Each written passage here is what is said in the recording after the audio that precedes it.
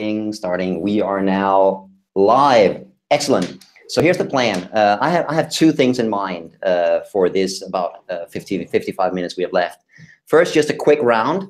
So we hear from everybody where you're from and what challenges you see in your region, in your culture around happiness at work. And then after that, we can just brainstorm and come up with ideas. What are some ways to effectively change the culture and pull it in a direction where happiness at work becomes more normal. And I just want to open by saying something that I've said so many times, which is that, I have it so easy. I have it so easy because we're based in Denmark, where happiness at work is just perfectly normal. It's perfectly accepted. It's something everybody knows about and everybody expects. So that has made our work the last 15 years way easier than if we'd been in almost any other country on the planet. That being said, there's no doubt that there are countries where this is way harder. And this idea of bringing it to a culture where it's not yet accepted, the idea is not normal. I think it's incredibly important to talk about that, and that's what we can do here. Does that sound like a good plan? Yeah. Yep. Yes. So who wants to introduce themselves first and explain where in the world you are and what challenges you see in your region? Okay, Kim. Okay, let's go. So I'm Kim. I'm from Belgium. We are now seeing that there is a little bit of interest in happiness at work, at least. But when we go to companies, they look at us like, "Uh-oh, what are you talking about? And what will it cost?" Oh, did we just lose Kim? Maybe no effort. Oh yeah, there she is. Oh yeah. Hey Kim, you're back. It may cost nothing. Oh, is there a problem? Yeah, we just lost you for a second after you said when you go to customers, they say. Yeah, they say, what does it cost? They ask the price, and then we are in the problem because they want something, but it must come easy without any effort and without any investment. So that's a bit our problem now. So if I understand you correctly, they're not necessarily opposed to the idea of happiness at work. They just want it at no cost, at no investment, no time. Yes, make us happy now, please. Now, and give us the solution like a plugin, and we do it. Yeah. All righty. Interesting. Thank you. Who wants to go next? Shall I go then? Yes. Okay, well, I think that in the Netherlands, it's not really a big problem because I think it's an upcoming topic. People are very, very interested. The only thing that I can see is that organizations, we want to help organizations to do it by themselves, and it's hard to keep it going. So they are interested in putting it on the agenda. They are interested, and sometimes cost is an aspect, and sometimes it is a go or no go, but it's not the real problem. But to keep the fire burning, to keep it going in the organization, after a few weeks, everything goes back to normal, and they need help to continue. And at that point, they like our help, but on the other hand, they also think that they have to do it themselves. So I think that's on the second hand, the second plan. What can you do to keep them going? And of course, we have all the interventions and the ideas, but there they think that it's something that they already did, or that it doesn't work. That's I think one thing. Yeah. And if I understand it correctly, there's also in the Netherlands, there's the whole Calvinist attitude, right? That which is still very much part of the Dutch culture, is that you know, life is hard, that's just the way it is, you shouldn't be happy, you should work hard. Is that still true in the Netherlands, or is that a thing of the past? No, I don't experience that. The only thing is that when it comes to like happiness must be being happy all the time and happy the peppy and positivity, then it doesn't add to happiness. So when we all have to think that life is a party and we have to party all the time in the workplace, then people don't believe it. But when you talk with them about purpose and about connection and about progress and that stuff, then it really resonates and people really adapt to the idea. But I think it's more, and I don't think that we are not in a challenging culture, but it's about how can you continue and what can you do in organizations to let them help themselves to keep it going, because otherwise they always will depend of certain boosts and stuff. Yeah. And while we're at the Netherlands, Fernanda, do you have anything you want to add to the challenges there? Well, I sometimes see those Calvinistic people, but it's probably my background because I'm from a very Calvinistic family. But there are also people here and that's what I like about the way discussions go here in the Netherlands, because we are all very free and open to say whatever we feel. There are also a lot of people opposed to this they say hype of happiness at work. You know, some people say that it's very self-centered, or that if you focus on happiness at work, companies are very internal focused, which I think is not true. But you know, there's also a lot of opposition, and I think that's okay because it makes us stronger and it makes our arguments better. But there are also a lot of people that think that it's not necessary to work on, or you know, or they focus on different areas like vitality, and then they think that it's not necessary to talk about happiness anymore. That makes sense. That makes a lot of sense. What about you, Maya? What do you see in Slovenia? Well, kind of our biggest issue or struggle is mainly rooted in the way things are around here due to these historical, social, and economic reasons. Basically, it's regarding behavior of all employers, employees, all structures of thinking, leading, then status of HRM workers or communicators, then there's law issues and stuff like this.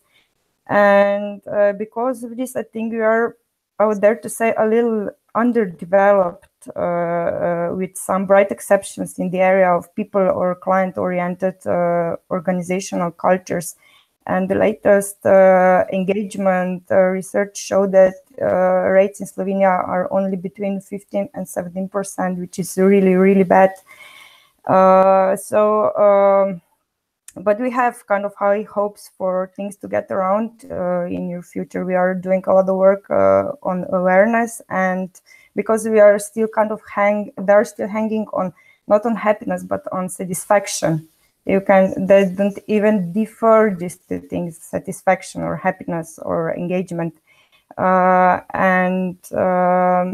Especially these activities are now important because Slovenia is facing a big deficit of workers already, and it's the first time in last 25, 30 years. So I think this will be a big issue in the future in Slovenia. Especially with employer branding and stuff like this. Yeah, and I think a lot of countries in the region are seeing that right now. I was talking to Monica and Michal in the Czech Republic, where you know, unemployment is currently essentially zero, especially for educated people and people who speak English and that kind of thing. Is that the same in Slovenia? Well, in Slovenia now, the biggest issue is with with workers with lower education for simple works and stuff like this. But it's very well transferring to high educated people for IT development, and also in other. It's slowly showing in other jobs too. Yeah, well, and it's gonna be in 2 to 5 years. It's basically you will be able to choose whatever job wherever you want to have it. And it's going to be very much important how the employers will be giving this feeling of satisfaction, because everybody will be able to pay them well, but we will see. Hey. Excellent. Hi, Anna. Hi. Sorry for my delay. Don't worry about it. You actually have perfect timing, because we were just introducing ourselves and then talking about just briefly saying, you know, what are the challenges around happiness work in our culture. So that's perfect timing. Could you introduce yourself and say a little bit about what are the challenges in Italy that you see? Yeah. Yes. Sure. Hi. I'm Anna. I'm one of the partners of my company, and I work with emotional intelligence and stress management. And now I'm starting to improve projects of happiness at work. But the most big challenge that I found is that usually when I met a CIO, first it doesn't know nothing about happiness at work. They think that it's the same thing about something that you do welfare in companies, so especially something for health or something like insurance or something like that, and they are not aware that well-being is investing in well-being is investing in their company. Mm-hmm. They cannot understand why invest on well-being of people and in performance. They think that that's different things. Interesting, and that sounds similar to what you were saying about Kim in Belgium. Mm-hmm. Yeah, They don't the same thing. Yeah. The business case. Yeah, excellent. And just one point I wanted to add is that there's not only differences between countries and regions, there can also be huge difference between companies. So, you know, this company over here might be, you know, might be very open to the idea of happiness at work. They see the business advantage. They genuinely care about their employees and want them to be happy. And then in the same country, in this industry, in the same city, you can have a different organization, a different workplace that just do not believe in happiness at all. And maybe very hard to convince about the values of happiness at work. So we see, you know, regional differences, national differences, but even between companies, cultural differences as well. So that's amazing. And there are different challenges in different areas. The question is, what do we do about it? How do we break through? How do we take happiness at work from, in a given culture, from being a weird niche idea that people don't really believe in, to being more commonly accepted, not something everybody believes in, but make it part of the conversation? And I'm just going to open it up to everybody. What do you think are some good ways to go about this? Well, we get a lot of questions about the business case of happiness at work.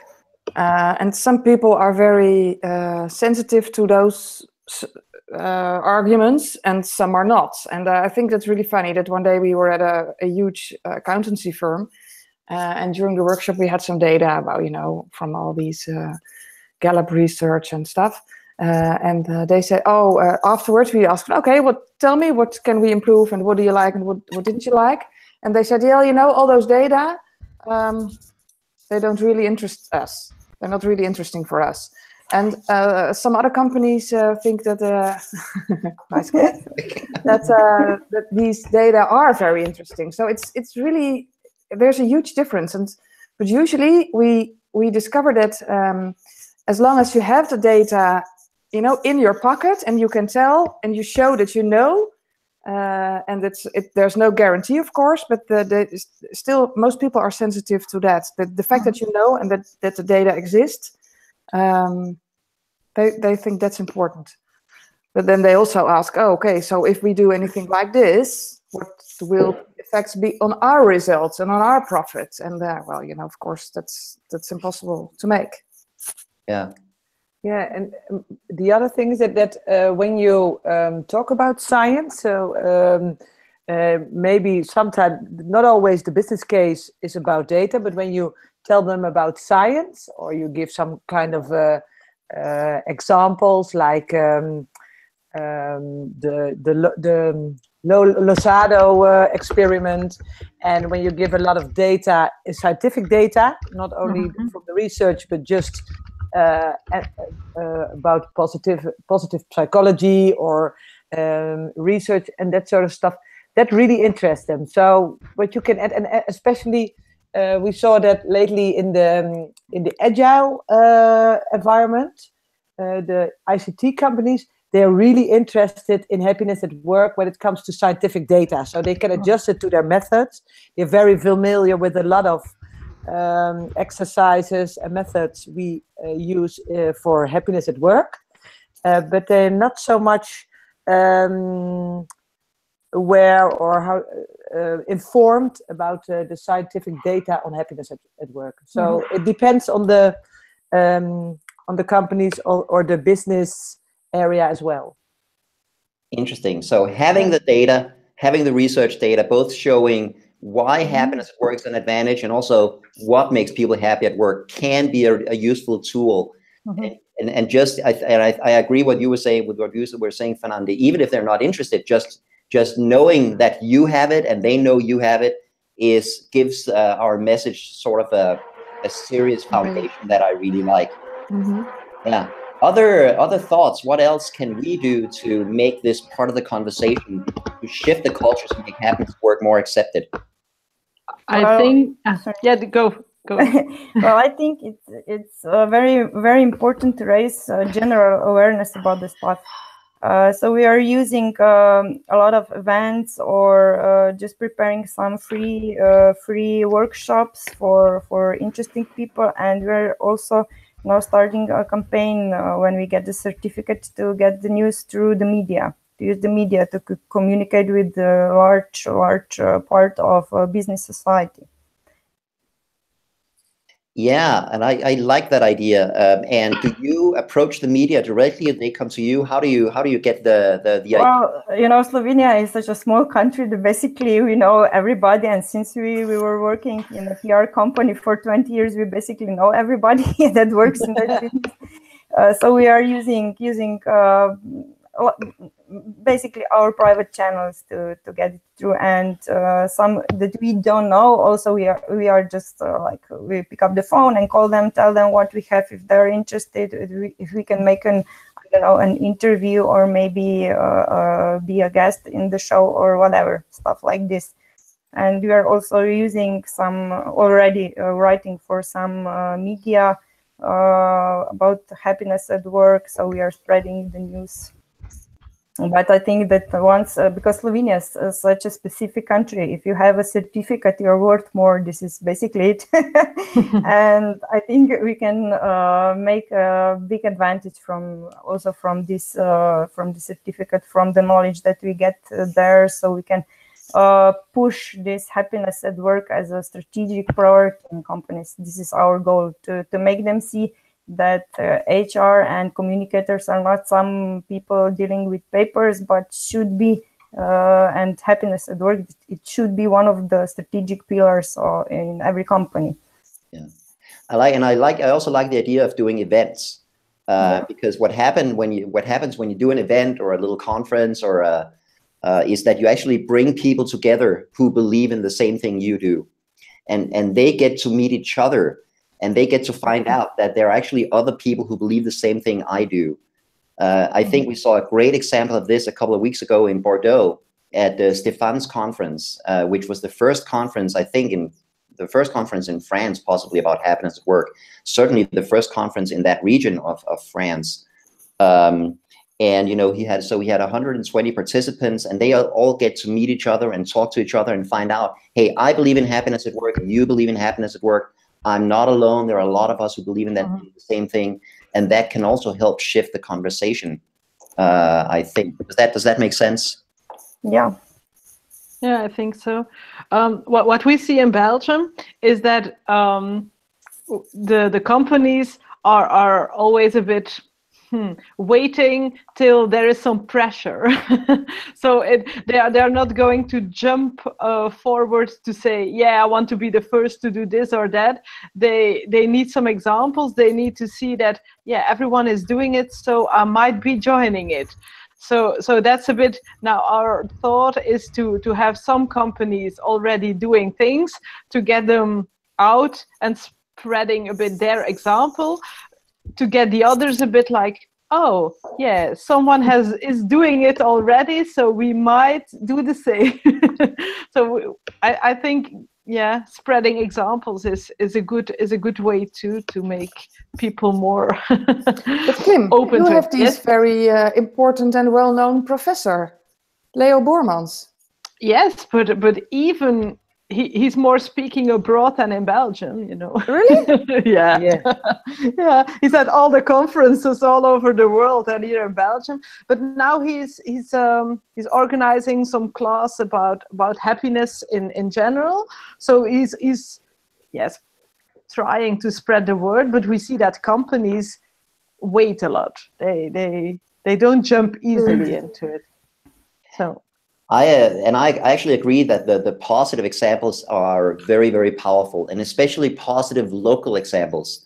What I found when we started doing this work was we didn't really know any very happy Danish workplaces. So we kept talking about, you know, Google and Southwest Airlines and all of that. And I found that sometimes when you use all these American examples, it actually it gives people this notion that it's possible over there, but it's not here. In my country. Exactly. It can actually reinforce their perception that it's not possible in my country, it's not possible in my industry, whatever. And that's why I think that the local examples can be really, really powerful. And in any country, in any industry, there are great workplaces. So if we can find those examples and then bring those examples out, I think that can also help change the conversation in a really, really good way. And a good source is always the Great Place to Work list. And they have them in every country, including all of yours. And it's always good to go on there and see, so who's doing well.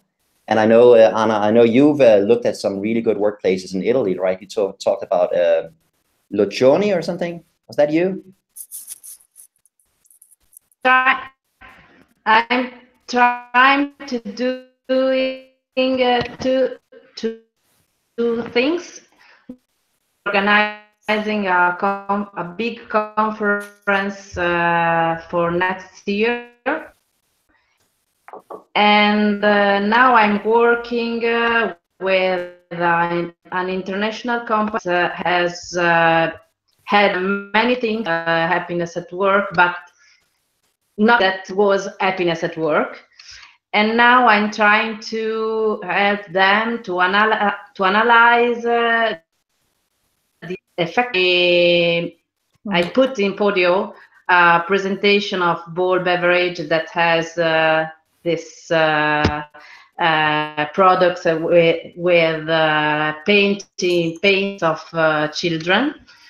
And now we are working with a local university to analyze ROI at happiness, about happiness at work.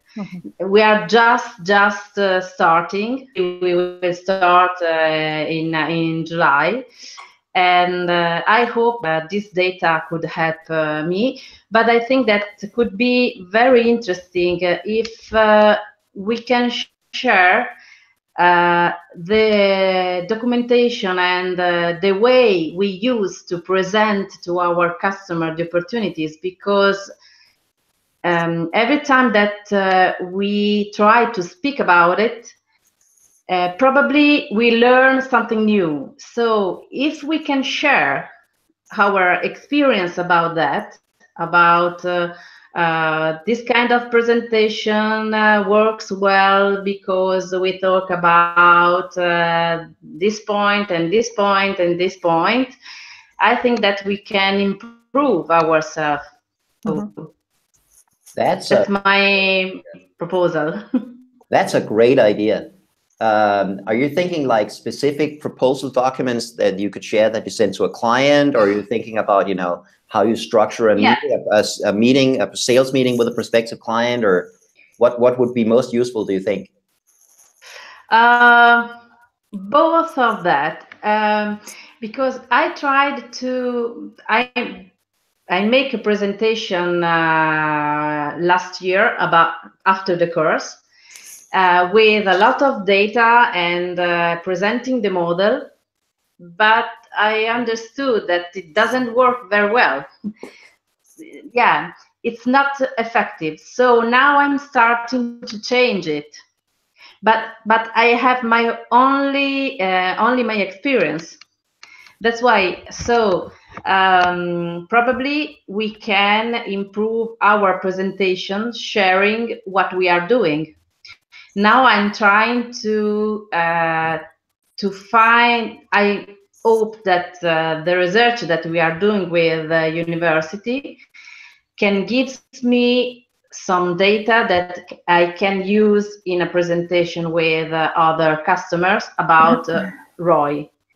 But probably every one of us has tried a different strategy. So we should try to. Sorry for my English. Yeah, it's doing great. I think we should try to collect some of the best examples. Would you, Catherine, could you make a note that we need to collect some of the best examples and let people share what they're doing and what works well? And then we can, would that be useful for everybody else as well? Yeah, sure. Yeah, I think so, yeah. Yeah, I think that's a great idea. We're certainly happy to share the documents that we send out and how we structure our sales meetings and some of the questions we ask. And I'm sure some of you have 100 other good ideas for how to do it. We're gonna share some of that stuff. Yeah. Also, because I think that if we can, we can't use Google for the motivation that you told about, but I can say, oh, I know that in Holland, in our network, we are making this project and this project in France and this project in Spain, but it's a project that use our methodology. So even if I don't have nowadays my data, because I'm just starting, so I cannot give information and data about happiness at work projects in Italy, because we don't have it. But it's interesting sharing experience of our network and not experience one can read in a book or only because it's not a proof of our method. Yeah, I like that. And I think one idea that just came to me based on that was we could actually have a portfolio of customer cases on the partner website.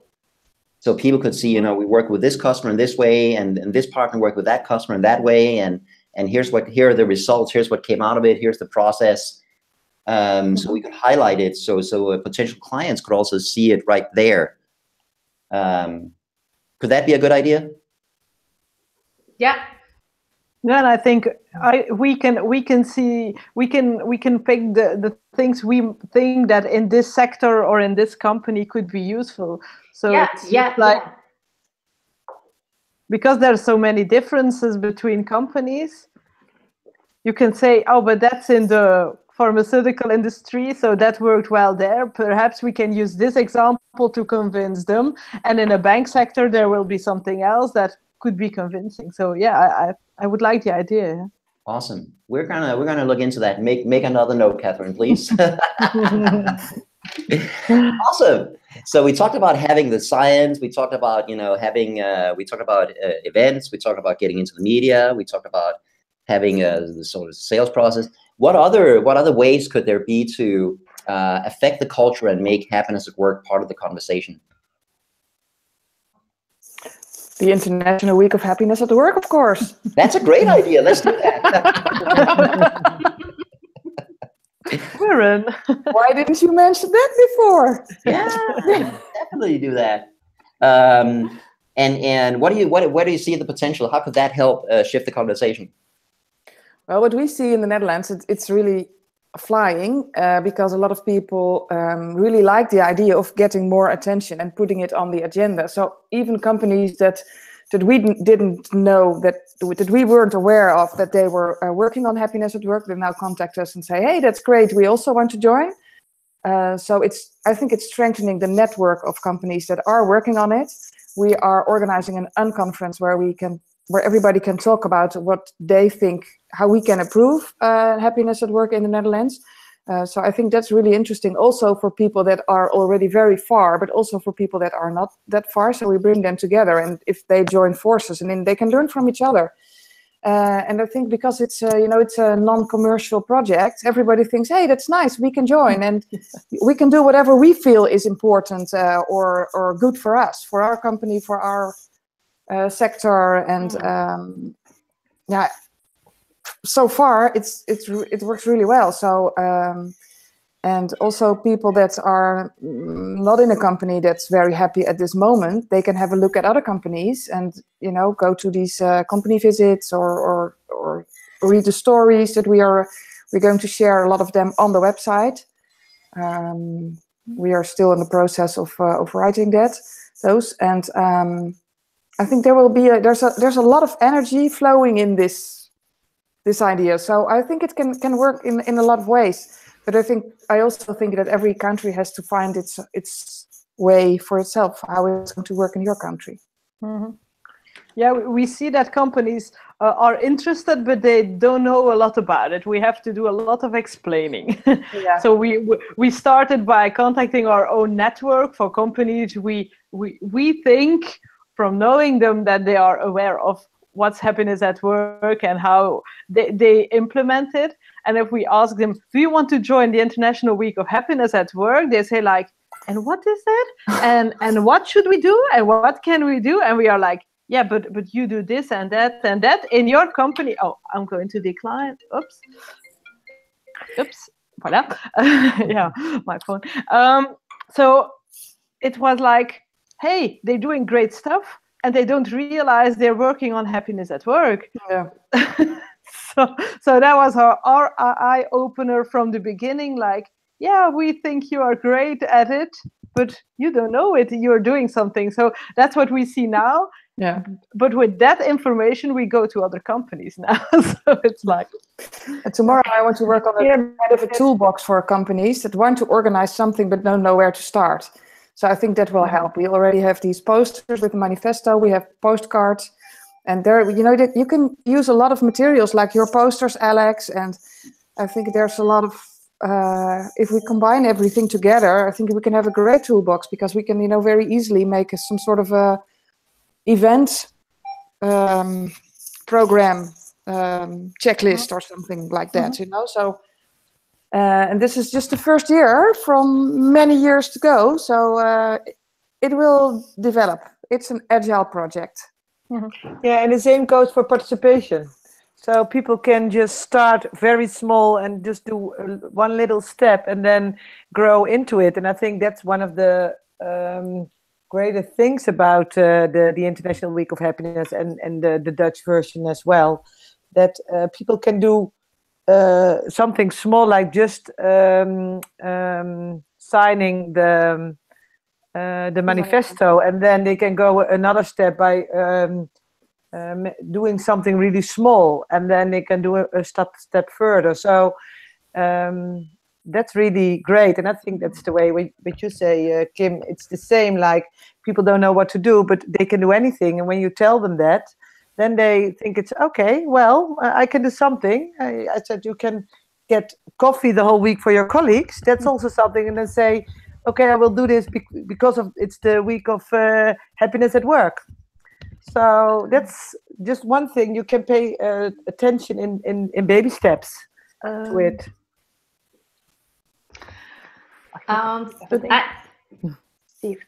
I have just an idea. 3 months. That it could be interesting if we can collect interview to our customers and make a little book of good cases, best cases of happiness at work. That could be the book of the network from Italy, from France, from Netherlands. Great. Yeah. Wow. Fantastic idea. I love that. Because I think that if we fix our the goals with our customer and we improve the happiness at work project and we achieve the goals, they are happy to share their experience, and it could be a good reference, and also it could be an inspiration for other companies. Sorry. Mm-hmm. That is a brilliant idea and a fairly simple thing to do. And then we could have it as both a free downloadable ebook, and we could also we could even have paper books that people can buy if they prefer that. Maybe something. Yeah, I love it. Yeah, cool. Catherine, note. Sorry. Exactly, I did it already. It could even sort of be related with the portfolio that we talked about earlier. So if a company is in the book, they're also in the portfolio, or vice versa. Yeah, I love that idea. That's it's really nice. We have some articles already on our Dutch website. Yeah. So we should translate them then, and we could send them. Awesome. Awesome. And I just want to mention one more thing that we'll probably be doing in conjunction with the International Week of Happiness at Work, which is a survey on what makes people happy at work. Yeah. So we did, and we talked about, Marcia and Fernanda, we talked about this in Bordeaux. We did a survey a few years ago on bad days at work, what makes people unhappy at work, which is very useful. But now we're doing sort of the flip side and saying, how often do you have a really good day at work? And when you have a good day at work, what makes it a good day? And people can, check, nice coworkers, my boss is nice, I do great work, I have freedom, autonomy, I have great work-life balance, whatever. And what we could do is we could run that survey in each of our different countries, which would give us data specifically for Italy or Slovenia or Belgium or the Netherlands on what makes people happy at work in that country. As long as we can get, just a few hundred replies, which is fairly easy with social media these days, in each country, that would give us some data that is relevant to your country, but then also could be combined. Yeah. So we could begin to look at regions like Central Europe, or we could look at Western Europe, or we could look at Americas or whatever, and get an idea of what it is that makes people happy at work. I think that could also be a very useful tool for generating that conversation. Yeah. I just wanted to mention that. I just finished the draft version of the survey today, so we'll put it out soon for comment. Yeah. Yeah, because I think that in Holland, there's a big newspapers already very interested, and I think that if we really have something that it's more concrete, and I can write the press about it, then it can be really helpful to make the introduction. So, and I think that if it's national, they pick it up national. I think they will pick it up international as well. Yeah, and the media loves surveys. The media, definitely. That's the first question. Yeah, and sadly, they really love surveys that have a negative result. So, yeah.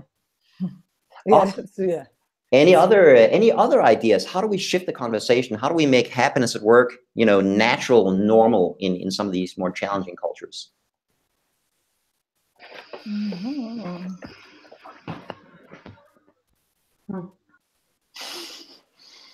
Be the example. Yeah. How do you mean? Well, if you are happy at work, if you're happy, to clap your hands. If you're happy at work, tell everybody about what it is and spread it in your own personal group. Yeah. Yeah. Live it. Yeah. Yeah, that's a bit the lead by example thing. So we try to do it ourselves for our company. So if we talk to others and we say, yeah, this is what we do to give them more autonomy, we don't work with fixed hours, etc., they look like, yeah, you're stupid, you're crazy. And then we say, but no, it works out. So you can try it. Yeah. I like that. I like that. And we certainly, I mean, we certainly try to do that as well, right?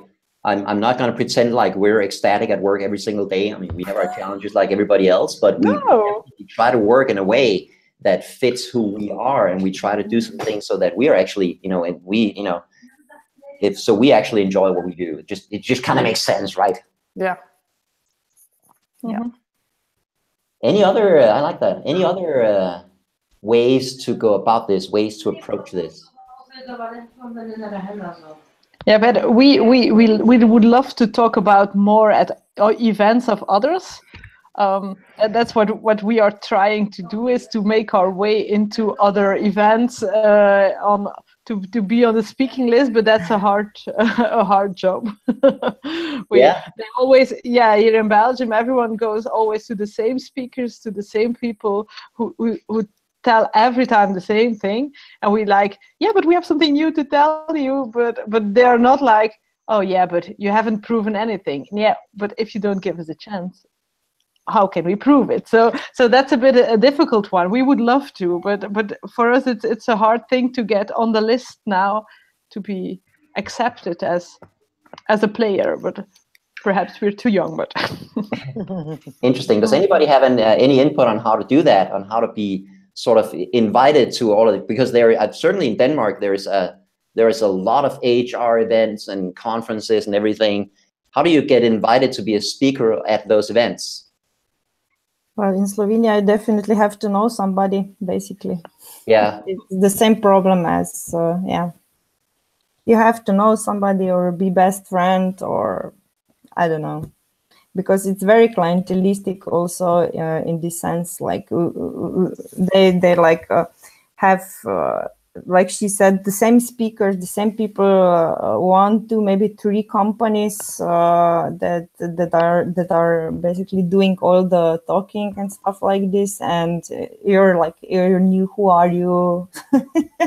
It's like, yeah, this is also an issue. I have another idea, but I don't know if it is possible to do it, and I don't have competencies to do it, but I can inform that could be possible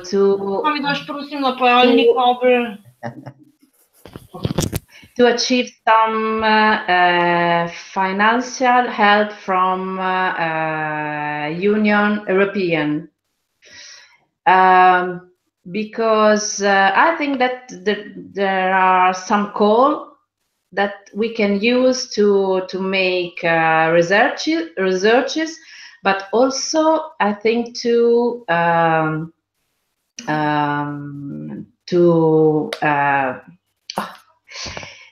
teach to managers, so we can look for information, because usually when you reply to a call of Union European, you must have many partners from many countries, and we have it, so we can see is it possible to do something like that.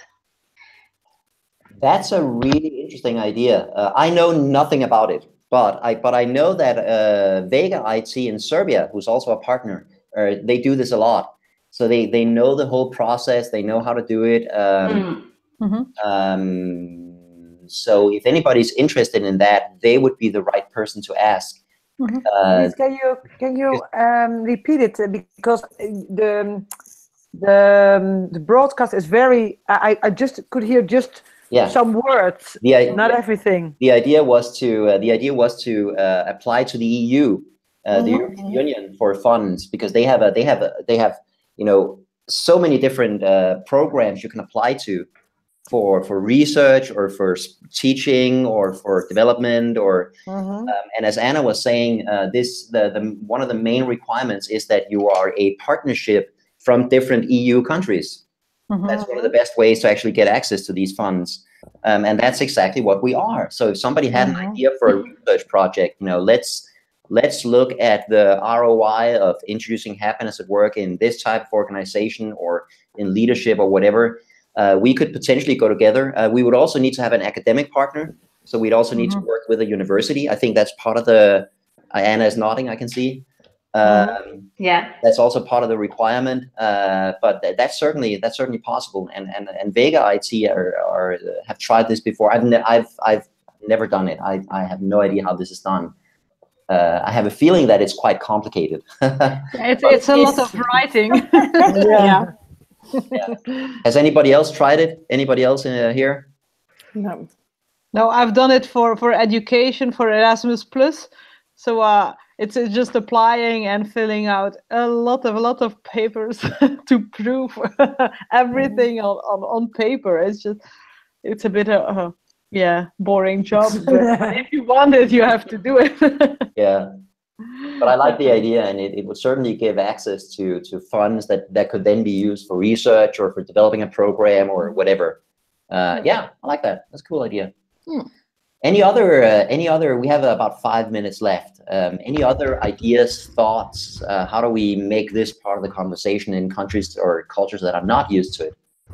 I'd like to respond on Kim about the fact that she said, how can we get into conferences or on stages, and I think that what's really helpful is to look for conferences where you can propose, do proposals, because sometimes they really like to see the big names, but also provide workshops and smaller talks from the more unknown people, and you can do it all over the world. So that's how we started, just by making one proposal, and after that the next one came, and now they ask us to do a proposal. The next step is writing a book, and then we don't have to admit a proposal.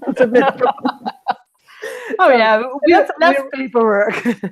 Okay. So Greet's project for this summer is to write a book. So yeah, exactly. No, but it's true. But when you publish on LinkedIn, and because in the Netherlands they ask us for example for HR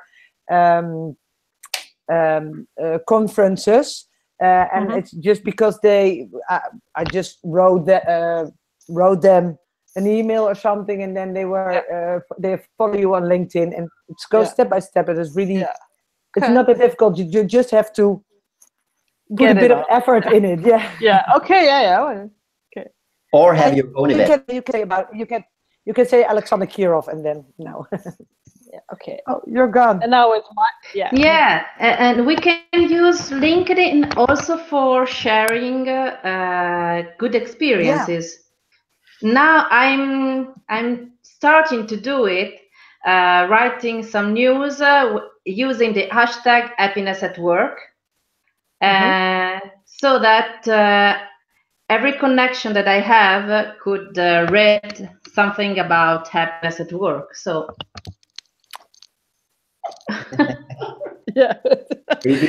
Kim. It's his favorite spot. So how cute. I let him. Cute. Yeah, I love the idea of using, again, on social media, the more we can highlight the positive stories. And I actually think that's a huge part of changing the conversation, is highlighting the positive stories, the good leaders, the great workplaces, the people who are happy at work, because there's a lot of focus on the other stories. There are so many stories about bad leadership and stress and bad workplaces, and you can highlight those stories with the best of intentions, because to warn people. But one of the effects, side effects of those stories is that they perpetuate the perception that all workplaces are bad, that work sucks, and that's just the way it is. And that's why That's why the positive stories, I think, are so valuable. And the good cases, especially like we talk about the good local cases. Here's a person from my country, from my industry, who's really happy at work. Here's a great leader from this country or whatever. I think those stories are really, really powerful. Yeah. I think that we can connect ourselves on LinkedIn and we can share together our best cases, because I think that it's important to create a good experience with Who Academy, the network. We must share the network. Yeah. Yeah, that's a because good otherwise it seems that we talk every time of project of others and not our projects.